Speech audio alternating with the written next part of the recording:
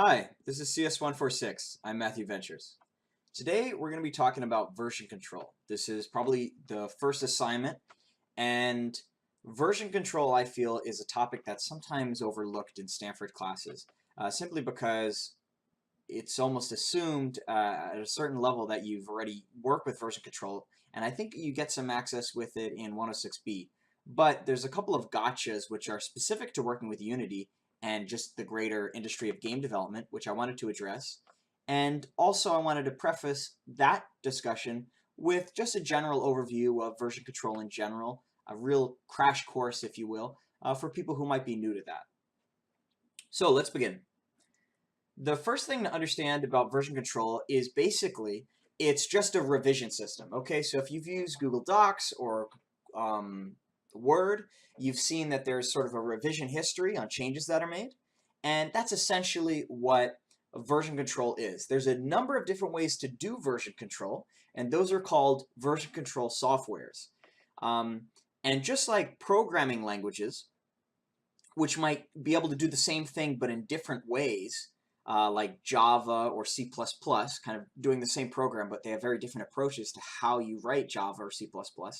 Similarly, version control software will have different approaches to how to manage changes, but at the end of the day, it's still just tracking the changes. So we're going to be talking about Git.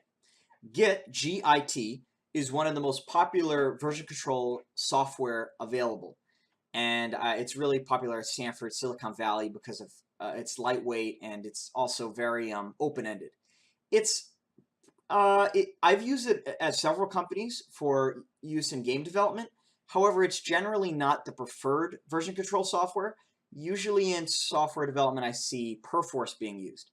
And the reason why is because Git is generally open access. Git kind of represents freedom, and Perforce is very much about control.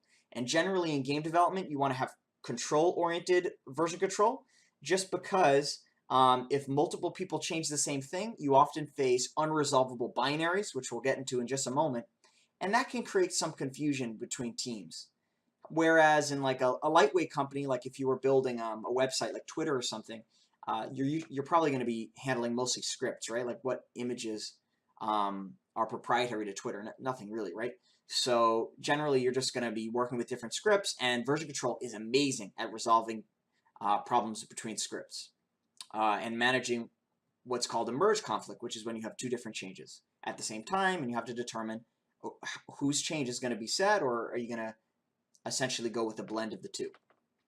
So with that being said, despite Perforce maybe being a better fit, I've used Git for a large majority of my personal projects, and I find that it's the one students are most comfortable with. So if you're coming in with some experience in Git, that's fine, we're going to use Git. If you're already versed in Perforce and you want to use Perforce, that's an awesome option for you as well. Okay, so when it comes to version control, now that we've determined a version control software, which is either Git or Perforce, we chose Git. Now there's two other pieces of software we need. The first is a hosting platform. So basically, our version control system is going to be tracking revisions, right? And where are those going to be stored on the cloud? And then the second is a client-side interface to work with the version control. So to repeat, that's where to store the changes and how to see the changes. So we're going to address the first part, which is where to store the changes. There are two options which I'd recommend. The first is Bitbucket, which I have open here. And Bitbucket is exactly that. It's just a place for you to put the version control repo, or the repository, which is essentially just a way to track those changes online so that multiple people can use them. But that's not the one I'm going to use. I'm going to use probably the much more popular one, which is GitHub. So GitHub, right, is proprietary software built on Git. It's not Git. It's a company that was built around Git. And GitHub is a great place to store the code. I really like their interface, and it's become kind of popular these days to give out your GitHub to show what projects you're on. So that's what I'm going to use for the hosting.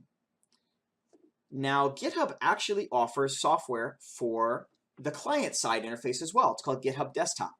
And a lot of people use GitHub Desktop, but for the involvement you're going to have in game development, generally it's a no-go for GitHub Desktop. It's really not that good.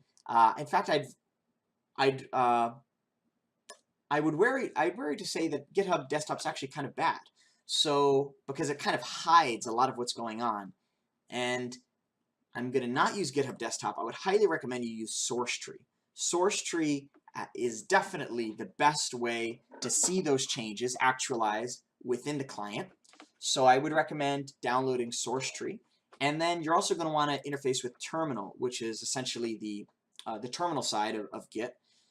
And I think that's called Git Bash. And so you're going to want to download that as well. So that's at git-scm.com. Okay, so you download Git, you download SourceTree, and now what you want to do is create a repo for your project. So I'm going to go into that right here, and I'm just going to quickly create a repository with GitHub. We'll call this 146.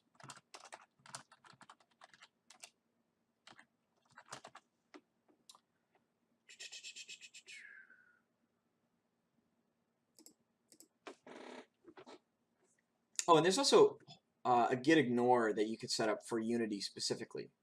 I should have done that. Hold on. So you could set up git ignores here. There's one for Unity. You're gonna want to grab that. Which a git ignore basically. Okay, so just take a step back for a moment. A version control, right? It's tracking changes, but some changes you don't want to track, and a git ignore will tell Git which files to ignore, or even directories to ignore. And you can specify manually what you want to ignore, but Unity is kind of predictable, right? So we know from several Unity projects you're going to want to ignore certain things. So that's what adding this git ignore will do. All right, so you're going to want to add that git ignore. I didn't. It's not going to matter, but it's a word of advice to you. And now what I want to do is clone it. So I'm going to just copy my repo link right there, and I'm going to open up SourceTree. So here's my SourceTree. Now I'm going to clone the repo. I'm going to put it right on my desktop. Okay, it's going to be called, let's call it CS146. Oh.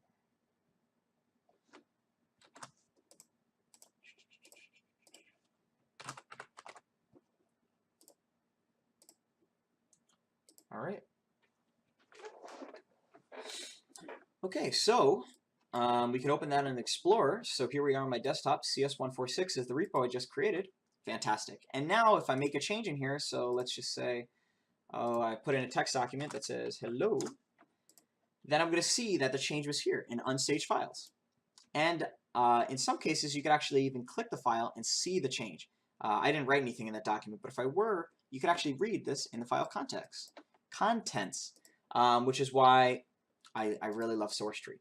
Okay, fantastic. So I have downloaded the source code for this project, and I'm just going to paste that into our repo now.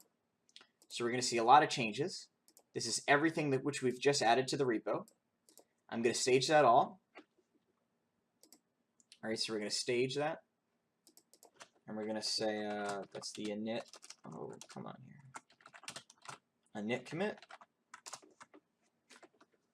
All right, right on. So we've added that into master. So basically that ends the, okay, so other moments so there's a lot more to version control. Obviously, there's branching, there's merge conflicts, and a lot more exciting stuff.